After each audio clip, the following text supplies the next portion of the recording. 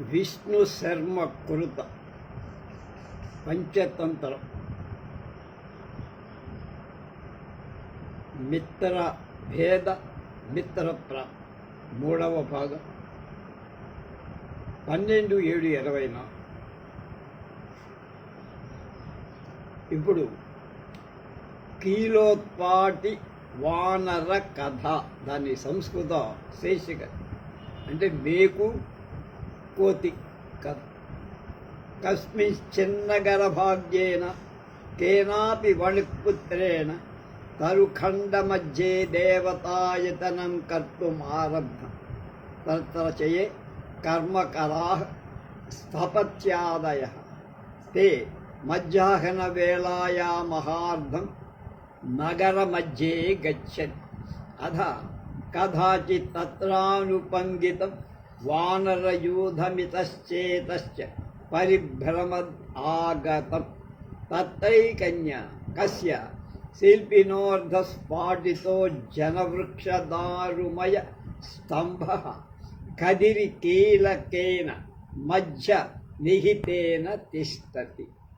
ఒకానొక నగర సమీపంలో ఒక వైశ్యపుత్రుడి చేత తోట మధ్య భాగంలో దేవాలయ నిర్మాణాన్ని ప్రారంభించబడి అక్కడ పనిచేసే వడ్రంగులు మొదలైన వాడు మధ్యాహ్న భోజన సమయానికి ఊళ్ళోకి వెళ్ళారు. అప్పుడు ఒకనాడు అక్కడికి ఆనుషంగిక అంటే తమ జాతి స్వభావంగా కోతి చెంచల స్వభావం కోతుల గుంపు ఇటు అటు తిరుగుతూ వచ్చింది. అక్కడ ఒక వడ్రంగిచే సుమారు సగం కోయబడి మధ్యన చండ్ర కొయ్య బిగువుగా ఉంచబడిన చేవ స్తంభం ఒకటి ఉంది. అది కేలాంతం. ఏతస్మిన్నంతరే తే వానరాః తరుశిఖర ప్రాసాద శృంగాదారు పర్యస్తేషు యథేచ్ఛయ క్రీడితుం ఆరబ్ధ. ఏకశ్చ తేషాం ప్రత్యాసన్న మృత్యుశ్చాపల్యాత్ తస్మిన్నర్ధస్ఫాటికస్తంభే ఉపవిశ్య పాణిభ్యాం కీలకం సంగృహ్య యావదుత్పాటయితుమారేభే తావత్ తస్య స్తంభమధ్యగత వృషణస్య స్वस्थానాచ్చలితకీలకేన యద్వృత్తం తత్ ప్రాగేవ నివేదిత. అతోహం బ్రవీమి అవ్యాపారేషు భక్షిత శేష ఆహారశ్చేవ తత్ కిమినేన వ్యాపారేణ దమనక ఆహా తత్ రింభవానాహారార్థి కేవలమేవ తన్న యుక్తం ఉక్తంచ. ఈ కరటక దమనుకల్లో జరుగుతోంది. ఇంతలో ఆ కోతులు చెట్ల కొమ్మల మీద, గుడి గోపురం మీద, వడ్రంగులు పనిచేసే కర్రల మీద ఇష్టం వచ్చినట్లుగా ఆడుతూ గంతులేస్తారు. అందులో ఒక కోతి దాని చావు దాపురించిందై సగం కోయబడ్డ స్తంభం మీదికి వచ్చి కూర్చుంటే బాగానే ఉంటుంది. సహజమైన చాపల్యంతో స్తంభం చీలిక మధ్య ఉంచిన కీల అంటారు మేకు లాంటి కర్రను 2 చేతులతో గట్టిగా పట్టుకొని పైకి గుంచి కర్ర కదిలి పైకి రాగానే స్తంభం చీలిక నడుము దాని వృషణాలు పడిపోయి తర్వాత జరిగిన విషయం వృషణాలు నజ్జై విలపిల తందుకుంటూ అది చావటం ముందే చెప్పాను నేను. అందుచేత అక్కరకు రాని పనులలో తలదూర్చరాదు అని చెబుతున్నాను. మనకు తినగా మిగిలిన ఆహారం ఉంది, అందుచేత ఈ సింహం గొడవ మనకెందుకురా అన్నాడు దమనకు. ఏమిట్రా, నువ్వు ఆహారమే జీవిత పరమార్థంగా భావిస్తావా? అది యుక్తం కాదు. పెద్దలు ఏమన్నారో విన్నావా అన్నాడు కరటకు. సుహృదాం ఉపకారణాత్ ద్విషదాం అవ్యపకార కారణ నృప సంశ్రయిష్యతే బుధైర్జఠరం కోన బిభర్తి కేవలం బుద్ధిమంతుడు మిత్రులకు మేలు శత్రువులకు కీడు చేయటానికై రాజు దగ్గరకి ఆశ్రయం కోసం వెళ్తారు. కేవలం పొట్టనే అయితే ప్రతివాడు ఏదో విధంగా నింపుకుంటూనే ఉంటాడు కదరా. కించ అందుకని యస్మిన్ జీవతి జీవంతి బహవః శ్రోత్ర జీవతు వయాంసి కిం న కుర్వంతి చంచువా సోదరణ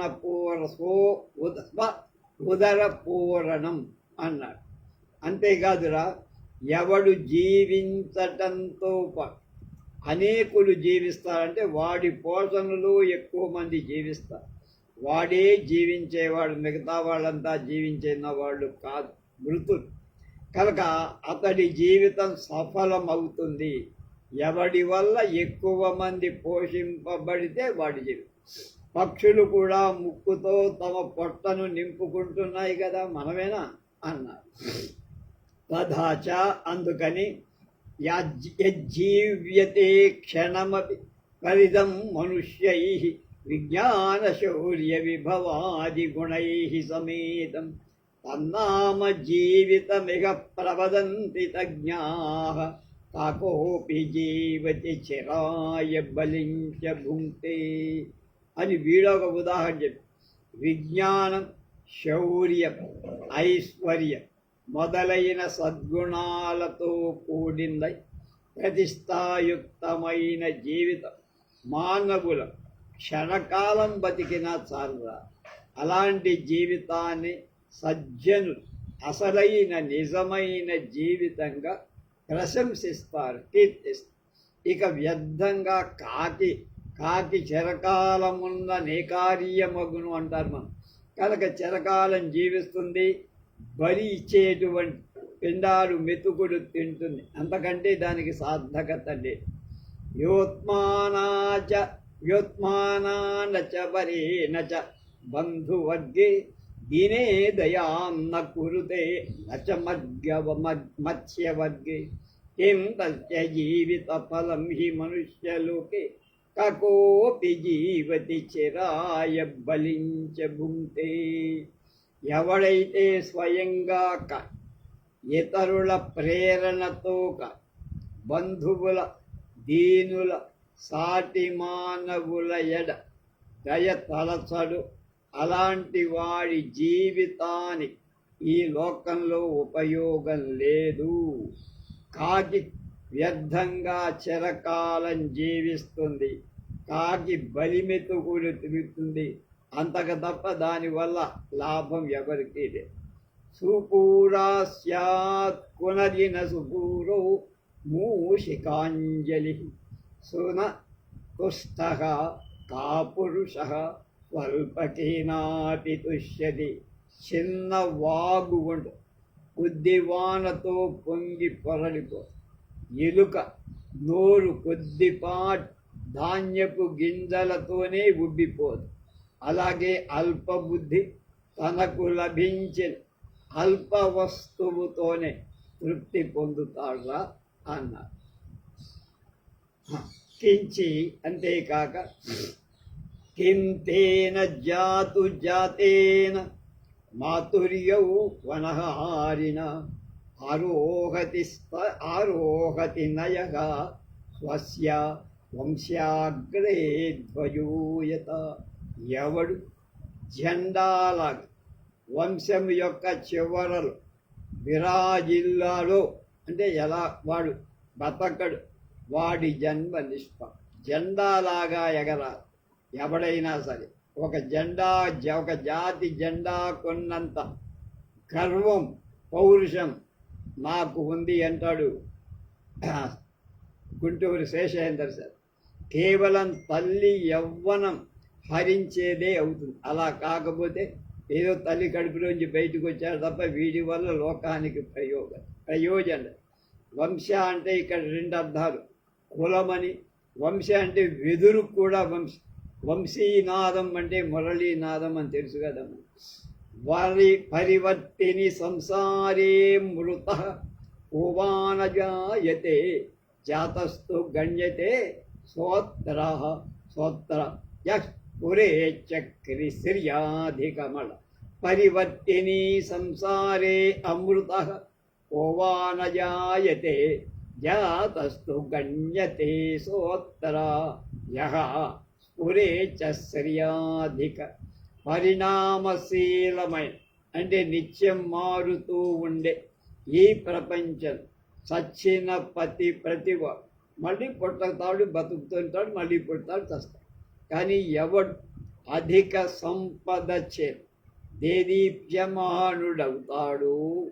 అలాంటి వాడి జన్మే పరిగణనలోకి అంతా వాడిని గురించి చెప్పుకుంటారు. కానీ మిగిలిన వాళ్ళు కాకుల్లాగా కోతుల్లాగా పుట్టి చచ్చిపోయిన వాడి గురించి ఎవడు చెప్పు కించ అంతేకాదయ్యా. జాతస్య నదీ తీరే తస్యాపి తృణస్య జన్మ సాఫల్యం యత్ సలిలమజ్జనాకుల జనహస్తాలంబనం భవత్. అంతేకాదు అప్రసిద్ధుడి అయిన అంటే లోకంలో పేరు ప్రఖ్యాతులు లేని వాడు జీవన కంటే నదీ తీరాన పుట్టిన గడ్డి జన్మ కొంత నయం. అది ఎవరికైనా తద్దినాలు పెట్టుకోవడానికి దర్భగా పనిచేది. నదీ జలంలో మునుగుతూ ప్రాణ భయంతో కలత పొందిన మానవుడికి కొంతవరకు హస్త అవలంబనంగానైనా అది ఉపయోగం. ఎవడైనా పొరప నదిలో మునిగి వాడి చెయ్యి పట్టుకొని దాని అంటే దర్భని ఆ గడ్డిని పట్టుకొని బయటపడటానికి అవకాశం ఆ మాత్రం కూడా లేకపోతే ఎవడి జీవితం కూడా సాధ్యంగా తథాచ. అంతేకాదు స్థిమితోన్నత సంజార జనసంతాపహారిణ జాయంతే విరలాలోకే శలదా ఇవ సజ్జనా. అలానే పైకి కిందకి తిరుగు అంటే అభివృద్ధి దశను వృద్ధి లేని జీవితాన్ని పొందేవారు జనుల సంతాపం అంటే వేడి దుఃఖం కూడా పోగొట్టునవి అయిన వర్షించే మేఘాల వంటి సజ్జనులు లోకంలో చాలా తక్కువగా జన్మిస్తారు. పరోపకారం చేసే సజ్జనులు తక్కువగా పుడతారు, మిగతా అంతా మాస్ కింద అయిపోయాయి. అది నిరతిశయం గరిమాణంతేన జనన్యాః స్మరంతి విద్వాంసః యత్కమపి వహతి గర్భం మహతామపి యో గురుర్భవతి. మహాత్ములకు గురువైన శిశువు గర్భంలో వహించిన తల్లిని సాటిలేని మహిమాన్వితగా విద్వాంసులు స్మరిస్తూ ఉంటారు. అంటే ప్రహ్లాదులాంటి వాడు గర్భం దాల్చినటువంటి హిరణ్యకశిపుడి భార్యకు గొప్ప గౌరవం వాడికంటే. అప్రకటీకృత శక్తోపి జనస్థిర క్రియాం లభతే నివసన్నంత దారుని లంఘ్యో వహనిర్నతు జ్వరితః. జమ్మి మోదుగా మొదలైన కర్రలలో అగ్ని దాగి ఉంటుంది. దాన్ని తొక్కుతున్నాం, దాటుతున్నాం కూడా, వాటిలో అగ్ని ఉందనే భావన మనకు తెలియదు.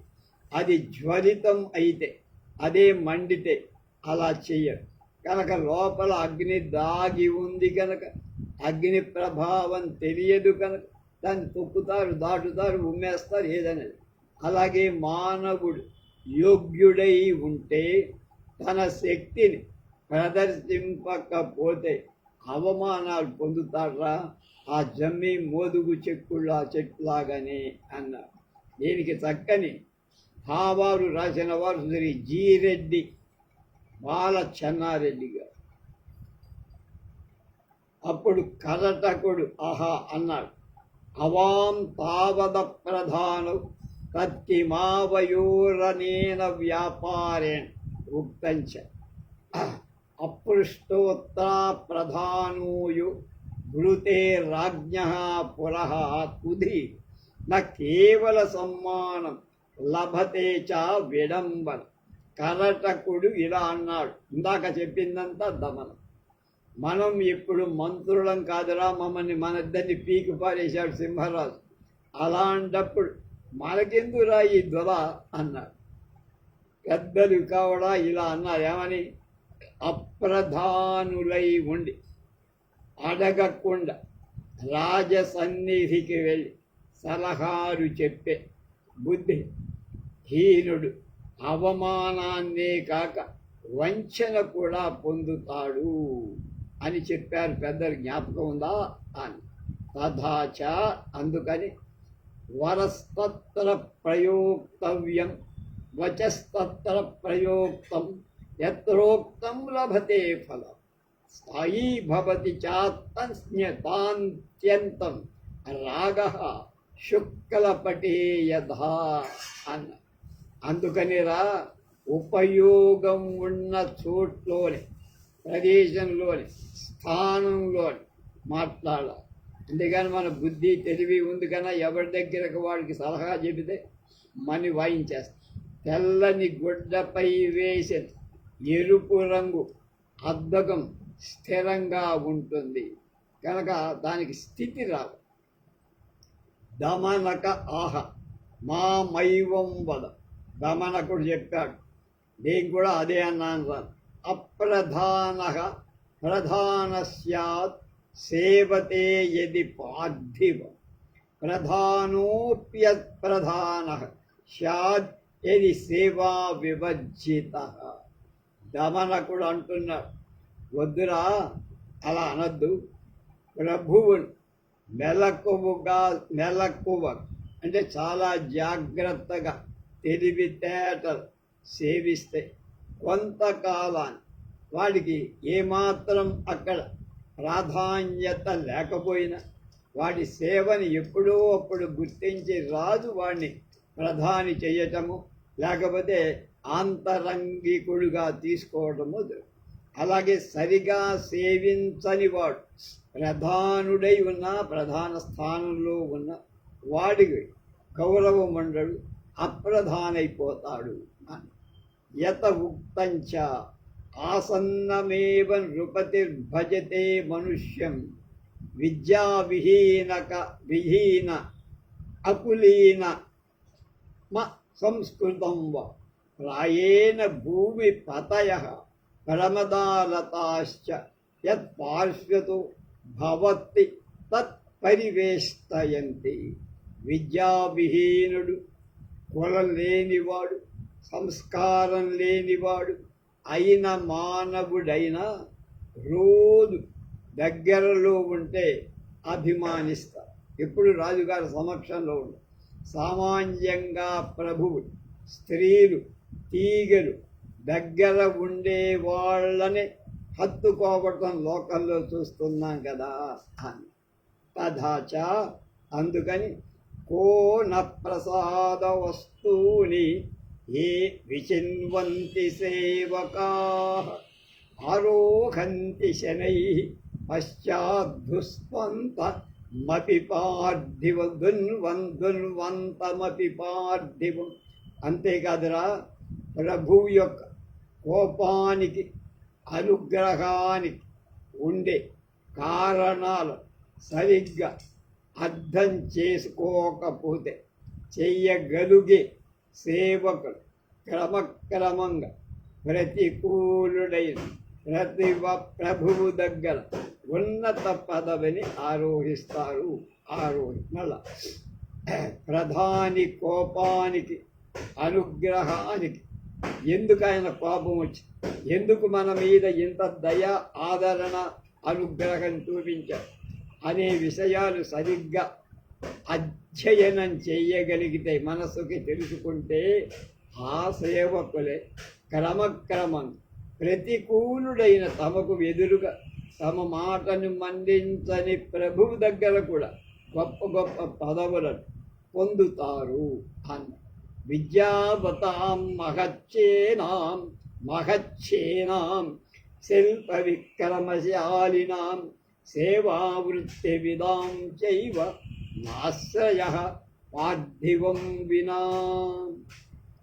అభివృద్ధిని కాంక్షించే విద్వాంసులకు, శిల్పులకు, వీరులకు, సేవ మర్మజ్ఞులకు రాజాశ్రయం తప్ప, వినా అంటే తప్ప వేరే ఆధారం దుర్లభం. ఎక్కడ ఉన్నా వాళ్ళకి గొప్పతనం రాదు. కనుక అభివృద్ధిలోకి అనుకునే విద్వాంసులు మహామహ దేవాలయం, రాతి విగ్రహాలు చెక్కే శిల్పు, యుద్ధంలో వీరులు, సేవ మర్మజ్ఞులు, సేవలోని తెలిసిన వాళ్ళు రాజు దగ్గర ఉంటేనే వాళ్ళ ఈ లక్షణాలు గుణాలన్నీ రాణిస్తాయి. మిగతా తోట అది పనికిరా. ఏ జాత్యాది మహోత్సాహ నరేంద్రాన్నోపయాంతి చ తేషామా మరణం భిక్షా ప్రాయశ్చిత్తం వినిర్మితం.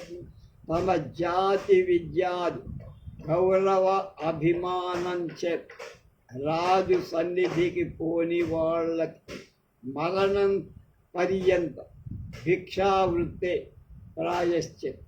కనుక తమ యొక్క గౌరవాన్ని తగిన రాజు దగ్గరికి వెళ్ళి తమకు తగిన ఉన్నత పదవి పొందితేనే వాళ్ళు జన్మ సాధ్యం. లేకపోతే వాడు భిక్షకు తిరగాల్సి. ప్రభువును ఆశ్రయించిన వాడు భోగ భాగ్యాలతో తొలతూగుతాడని వాడంత.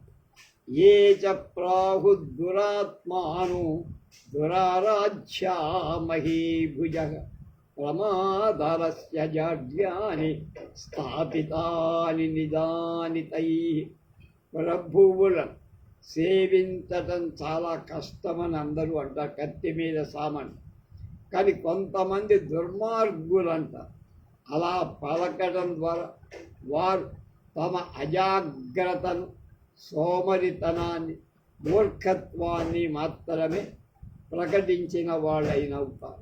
అంటే వాడు జాగ్రత్తగా లేకపోవడం, పని చెయ్యక సోమరితనంగా ఉండటం, మూర్ఖత్వంగా ప్రవర్తించటం వల్లే రాజాశ్రయాన్ని కోల్పోతారని అర్థం చేసుకోలేకపోతున్నారు వాళ్ళు.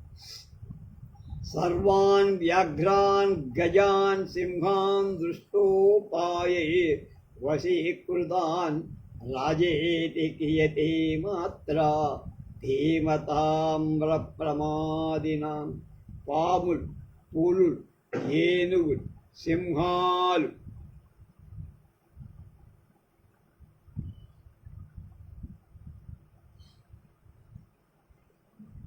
మొదలైనవన్నీ ఉపాయాల చేత లోపడ. అలాంటి సావధానులైన ధీమంతుల ప్రభువును లోబరుచుకోవడం పెద్ద లెక్కలోది కాదురా, చిట్టి కింద పట్టేసుకోవచ్చు రాదు అన్న. రాజానమేవ సంసృత్య విద్వాన్యాతి పరాంగతిం వినా మలయమన్యత్ర చందనం న ప్రరోహతి. విద్వాంసుడు ప్రభువును ఆశ్రయిస్తేనే ఉన్నత స్థానం పొందుతాడు. చందన వృక్షం మలయ పర్వతంలో వేరొక తోట మొలవదు. కర్ణాటకలో మొలుస్తుంది, మనం తెలుస్తారు. అంటే దానికి కావాల్సిన చక్కని చల్లని వాతావరణం. ధన లాన్యాతపత్రాణి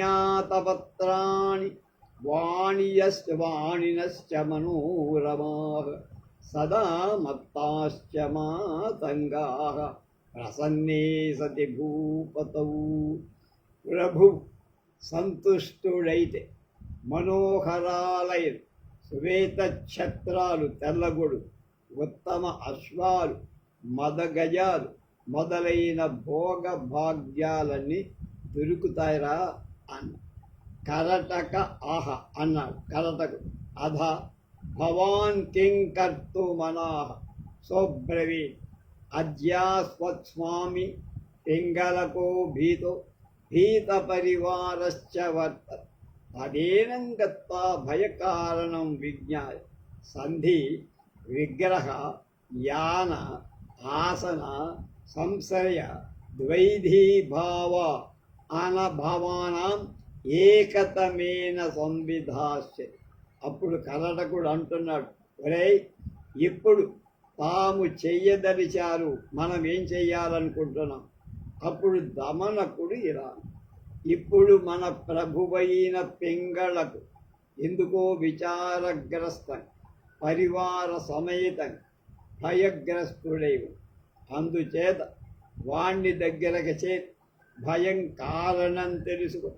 సంధి, విగ్రహం, యానం, ఆననం, సంశ్రయం, వైధీభావం అనేటువంటి వాటిలో ఒకదాన్ని ఆశ్రయించి నేను వ్యవహరిస్తాను చూడరాను. సంధి అంటే శత్రువు బలవంతుడైతే వాటితో యుద్ధం చెయ్యకుండా చేతులు కలిపి తెల్ల జెండా ఎగరే.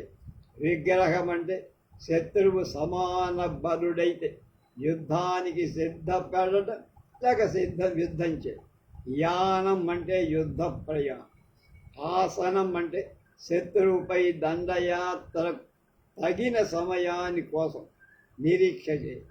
సంశ్రయం అంటే శత్రువు కంటే బలవంతుణ్ణి వాణ్ణి కొట్టే వాణ్ణి ఆశ్రయించి.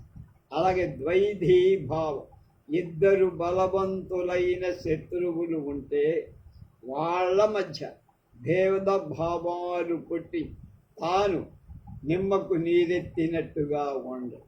అప్పుడు కరటకుడు అంటున్నాడు, ఆహా కథం వేత్తి భవాన్ యద్భయావిష్టోయం స్వామి సోబ్రవీత్ జ్ఞేయం కిమత్ర యత ఉక్తంచ ఉదీరితోర్ధ పశునాపి గృహ్యతే హయాశ్చ నాగాశ్చ వహంతి చోదితా అనుక్తమవ్యూహతి పండితో జనః పరేంగితా జనఫలాగి బుద్ధయః. కరటకుడు ఇలా అడిగాడు, ప్రభువు భయపడ్డాడు అని నీకెలా తెలిసిందిరా అంటే దమనకుడను, ఇందులో తెలియాల్సిందే ఉందిరా.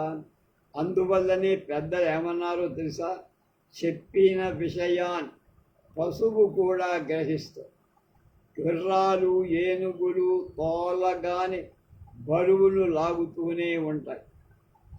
పండితుడు తెలపని దాన్ని కూడా సందర్భాన్ని బట్టి ఊహించి అర్థం చెప్తారు. అధికారుల ద్వారా ఇతరుల భావాలు గ్రహించటం అనేది ప్రతిభకు, ఇంటలెక్ట్, బుద్ధికి నిదర్శనం రా, ప్రయోజనం రా. తథాచ మను ఆకారై ఇంగితైర్గత్య చేష్టయా భాషణేన చ నేత్రవక్త వికారైశ్చ లక్ష్యతే అంతర్గతం మనః. ఆకృతిలో మార్పు, సంకేత, గమనం, చేష్ట, సంభాషణ, చూపులు, ముఖభంగిమ ఇలాంటి వాటిలో లోపల మనస్సు తెలియబడు. వాడి ముఖం చూసి చెప్పచ్చు, వాడి వ్యవహార శైలి చూసి చెప్పు, వాడి మాటలు బట్టి చెప్పచ్చు, వాడి ఆకారంలో మార్పుని బట్టి, వాడి చేష్టను బట్టి, వాడి చూపులు బట్టి, ముఖభంగిమలు బట్టి వాడి మనస్సులో ఏముందో దాదాపు తెలుసు. అంటే మనస్సులోని భావం ముఖంలో ప్రస్ఫుటంగా గోచరిస్తుంది. తదైన్యైవం దయాకులం ప్రాప్య స్వబుద్ధి ప్రభావేన నిర్భయం కృత్వా వశీకృతంచ నిజాం సాచివ్య పదవి సమాసాదయిష్య. కరటక అహ ఆనభిజ్ఞో భవాన్ సేవాధర్మస్య తత్కథమేనం వశీకరిష్యతి. సోబ్రవీత్ కథమహం సేవానభిజ్ఞః మయహి తాతోత్సంగే క్రీడతాభ్యాగత సాధూనాం నీతిశాస్త్రం పఠత యచ్ఛృతం సేవాధర్మస్య సారం తద్వృధి స్థాపిత శ్రూయతాం తచ్ఛేదం. అందుచేత ఇవాళే నేను భయ విచలితుడైన ప్రభువైన పింగళకుడి దగ్గరికి వెళ్ళి నా తెలివి బలిమి చేత అతడి భయం తొలగిస్తా. వాణ్ణి స్వాధీనపరుచుకొని పోయిన మంత్రి పదవి మళ్ళీ నేను సంపాది. అంతే. అది విని కరటకుడు ఈ మాట చెప్పింది దమనకు. కరటకుడు అన్న, నీకు సేవాధర్మం తెలియదురా బడు, అలాంటి ఎడల అతన్ని లోబరుచుకుంటావా, ఎలా లోబరుచుకుంటావు? అందుకు దమనకుడు ఇలా, నేను సేవాధర్మం తెలియని వాడను అని నువ్వెందుకు అనుకుంటున్నావు? నేను చిన్నతనంలో తండ్రి తొడపై కూర్చొని ఆడుకునేవా. అప్పుడు అక్కడికి వచ్చిన సజ్జనులు నీతి శాస్త్రం పఠించేవాడు లేక చర్చించేవాడు. నేను శ్రద్ధగా విని దాని సారాన్ని హృదయంలో పదిలపరుచుకున్నాను రా. దాన్ని చెప్తా, కావాలంటే విను, నాకు తెలివితేటలు లేవన్నావు కనుక. దమనకోక్త సేవా ధర్మం ఎలా ఉంటుందో దమనకుడు చెబుతున్నా. ఎవడు పండితులు చెప్పిన దాన్ని విని వీడు అర్థం చేసుకొని కరటకుడితో చెప్పు. సువర్ణ పుష్పితాం భూమిం విచిన్వంతి నరాస్త్రయ సూరస్య కృత విద్యశ్చ యస్య జనాతి సేవితుం. శూరుడు, విద్వాంసుడు, సేవాధర్మపరాయణుడు అని 3 రకాలుగా మానవులను. శూరులు, విద్వాంసులు, సేవ చేసేవారు. వాళ్ళు పురుషులైనా స్త్రీలైన బంగారు పుష్పితమైన భూమి కోసం వెతుకుతారు. అంటే ఐశ్వర్య సమృద్ధి ఎక్కడ ఉందో ఆ ప్రదేశాన్ని పట్టుకోవాలని అక్కడికి చేరతారు అని. సా సేవాయా ప్రభుహితాగ్రాహ్య వాక్య విశేషతః ఆశ్రయేత్ పార్థివం విద్వాన్ తద్వారేనైవ నాన్యథ. ప్రభువుకు హితం కూర్చేదే సేవ. అది విశేషించి ప్రభు వాక్యం ద్వారానే గ్రహించాలి. అందుచేత విద్వాంసుడు ప్రభువు వాక్యం ద్వారానే ప్రభువుని ఆశ్రయించాలి, కానీ వేరే మార్గం లేదు. యో నవేత్తి గుణాన్యస్య నతం సేవేత్తు పండితః నహి తస్మాత్ ఫలం కించిత్ సుకృష్ట దూసరాదివా. రాజపండితుడు సేవించేటువంటి ప్రభువు యొక్క గుణాధికాలు సరిగా తెలుసుకోకపోతే అతన్ని అంటే ఆ రాజును సేవించరాదు. చవిటి నేలలు వ్యవసాయం చేస్తారంటే నీ విత్తుల దండగ తప్ప అక్కడ జరిగేదేమి పంట రాదు. అనగా ద్రవ్య ప్రకృతిహీనోపి సేవ్య సేవ్య గుణాన్వితః భవత్యా జీవనం తస్మాత్ అలంకారాంతరాదపి. జనం దుర్గం, ధనం దుర్గం, సేవ మిత్రుడు ఇవి రాజ్యాంగ బలం లేనివాడై అయినను ఉత్తమ గుణాఢ్యుడైన ప్రభువు సేవ్యుడు. అంటే వాటికి డబ్బు లేకపోతూ రాదు, దుర్గం కోట లేకపో, సేన లేకపో, మిత్రులు కూడా లేకపో, ఇవన్నీ రాజ్యాంగ బలం. ఇవి లేకపోయినా వాడు మంచివాడు, గుణవంతుడైతే అలాంటి వాడిని సేవించడంలో తప్పు లేదు. ఎందుకంటే అతని వల్ల తర్వాత జీవనాధారం లభిస్తుంది, తర్వాతైనా లోక కళ్యాణం జరుగుతుంది.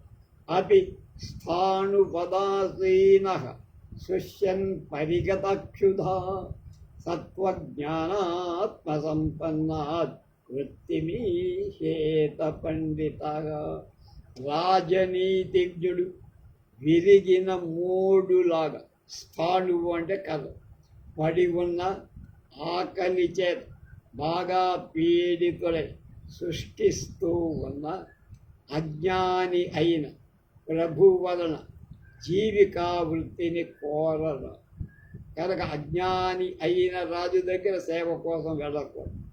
సేవక స్వామినం ద్వేష్టి కృపణం పరుషాక్షరం ఆత్మానం కిం నద్వేష్టి సేవ్యా సేవ్యం నవీత్తియః. ఏ సేవకుడు తన ప్రభువును రాజును లుబ్ధుడు, పరుషభాషణుడు, ఇలాంటి పరుష వాక్కులతో నిందిస్తాడో వాడు నిజానికి తనను తానే నిందించుకునేవాడు అవుతాడు. వాడు సేవ్యగా వివేకం లేని సేవ్యం అసేవ్యం అనేటువంటి వివేకం తెలియని వాడు.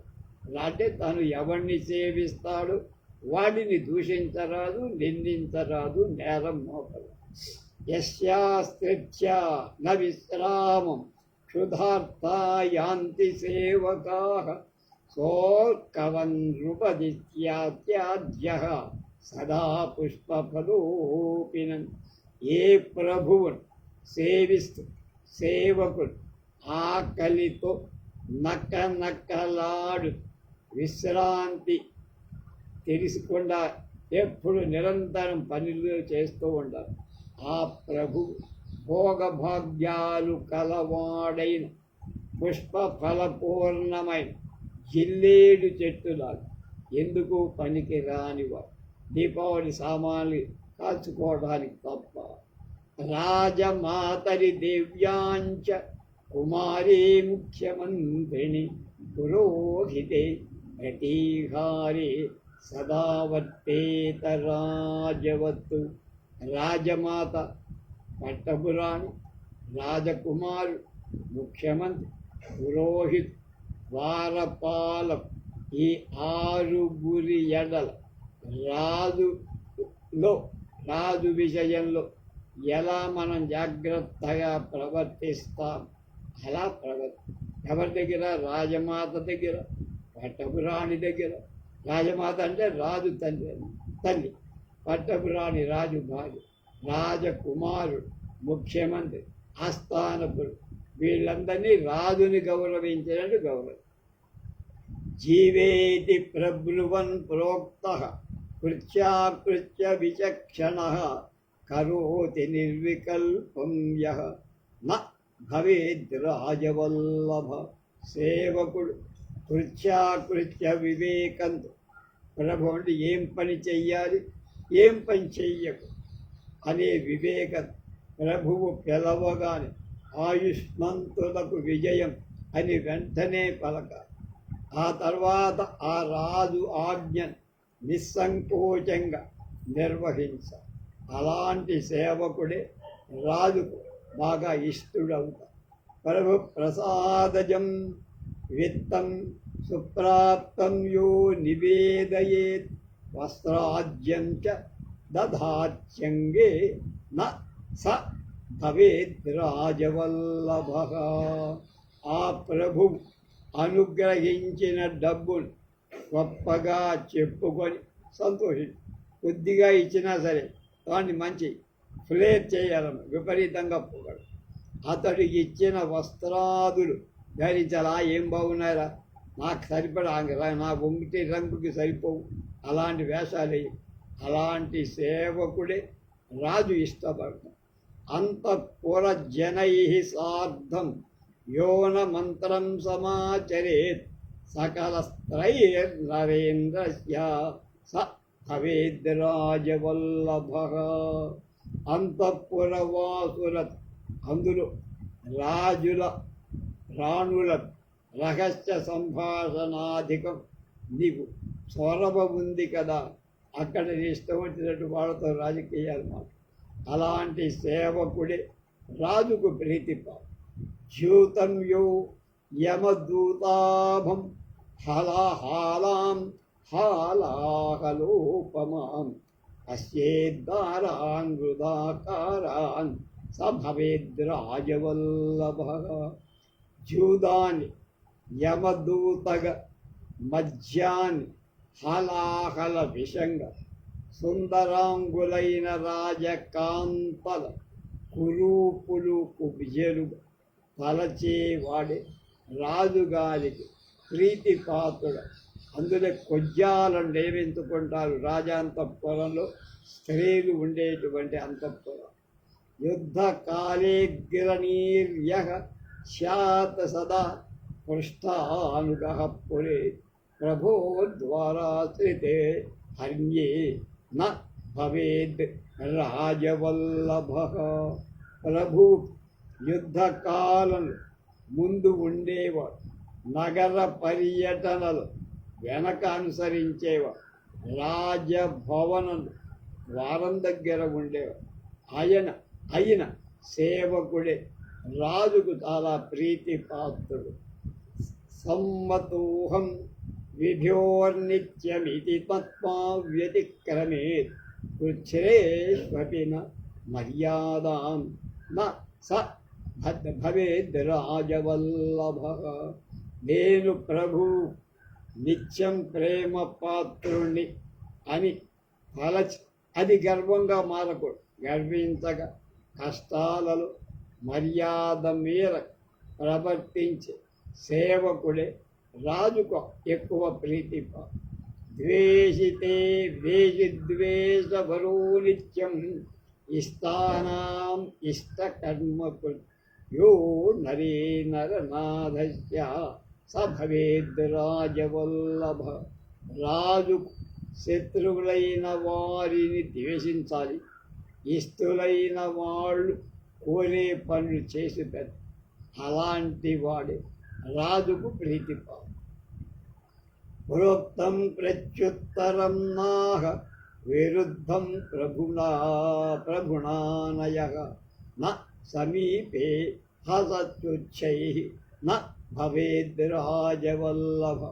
ప్రభువు మాటకు ఎదురు సమాధానం చెప్పనివ, అతని దగ్గర పెద్దగా నవ్వనివ ప్రభువు ప్రీతిపాత్రుడు.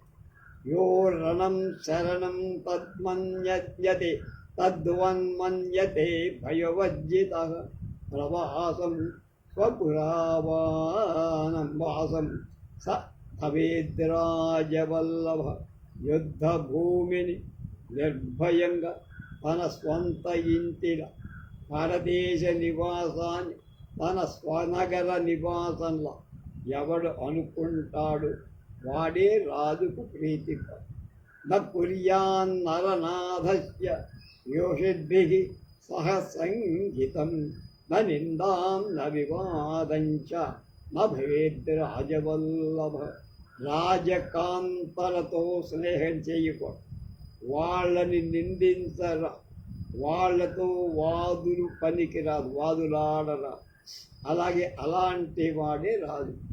అప్పుడు కరటగా ఆహా అధ భవాస్తత్ర గత్వాం కిం తావత్ ప్రథమం పక్ష్యతి తత్తావదుజ్యతాం దమనక ఆహా. అప్పుడు కరటకుడు, ఇవన్నీ దమనకుడు చెప్పి కరటకుడు సరేరా బాగానే మీరు అక్కడికి వెళ్ళి మొట్టమొదట ఏం మాట్లాడతావు.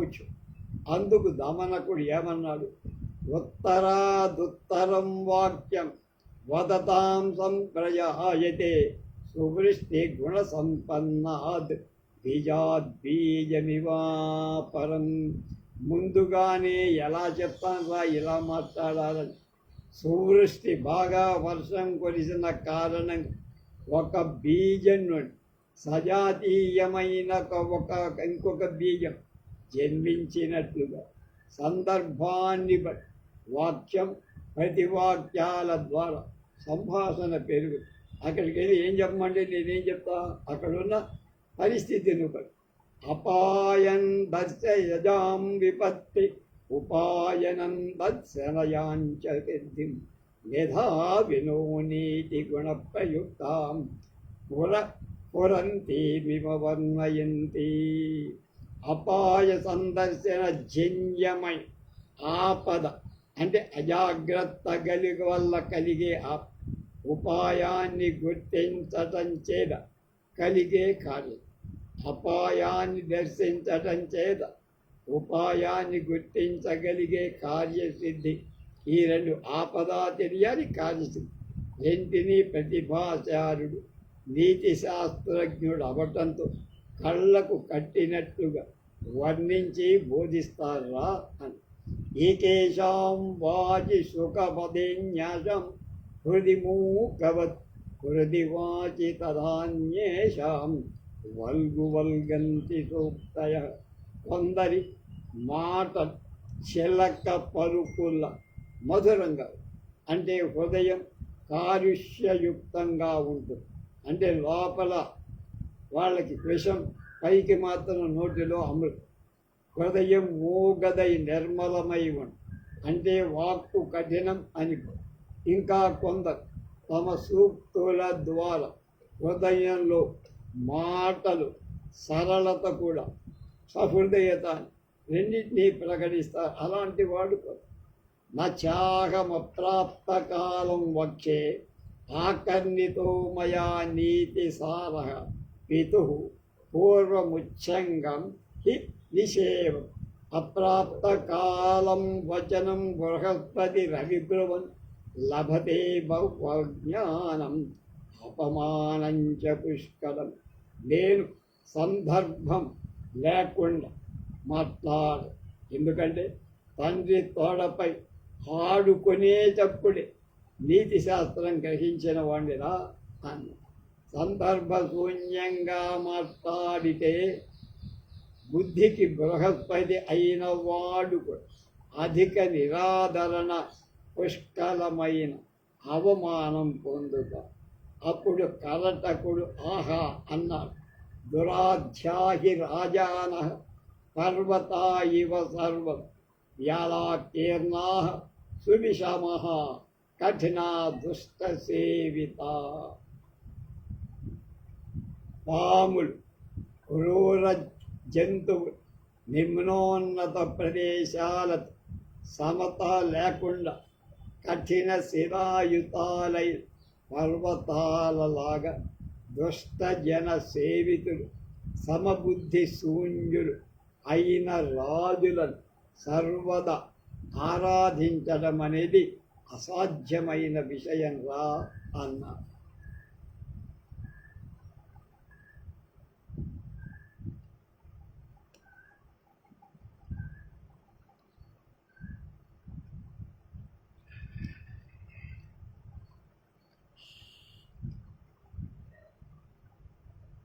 తథా చ భోగినః కంచాకానిస్తాః కుటిలక్రూరచేష్టతాః తదు సుదుష్టా మంత్రసాధ్యాశ్చ రాజానః పన్నగా ఇవ. ఎలా పాములు, పడగలు ఉన్నవి, కుబుసంతో కప్పబడినవి, వంకర గమనం కలవి, క్రూర చేష్టలు కలవి, చాలా భయంకరమై అయి ఉన్న మంత్రాలకు లోబడతాయి. అలాగే రాజు భౌతిక భోగ సుఖ విలీనుడు, సుందర వస్త్రం చేత ఉండేవాడు, కపటులు, క్రూర చేష్టులు, చాలా దుష్టులు అయి ఉన్న నేర్పరులైన మంత్రుల ఆలోచన లోబడతారు. ద్విజిహ్వాః క్రూర కర్మాణో నిష్ఠా ఛిద్రానుసారిణః దూరతోపి పశ్యంతి రాజాను భుజగా ఇవ. రాజుకి పాముకి ఎంత సాదృశ్యం చెప్తారు. ఎలా పాముడు రెండు నాల్కలు కల, క్రూర కర్మాలు అంటే క్రూరంగా ప్రవర్తించి, అనభీష్టాలు త్వరల్లో ప్రవేశించే, దూరం నుండి చూడటానికి మాత్రమే, దగ్గరికి వెళ్తే బుస్. అలాగే రాజులు కూడా రెండు నాల్కల కలవ, అంటే నిలకడలే, చెప్పే మాట ఒకటి చేసేది ఒకటి. క్రూర కర్మలు ఎప్పుడు ఏం చేస్తారు. అందువల్లనే అందరికి వాళ్ళు రాజులంటే అనభీష్టులు, దుష్ట మార్గ అనుసారులుగా ఉండి దూరంగానే ఉంటారు. కానీ వాడి దగ్గరికి గూఢచారుల ద్వారా విషయాలు గ్రహించే వాళ్ళు అయి ఉంటారు. స్వల్పమప్యప కుర్వంతి ఏభిస్తా హి మహీతతే ఏ వహ్నా విపదహ్యంతే పతంగ పాపచేత.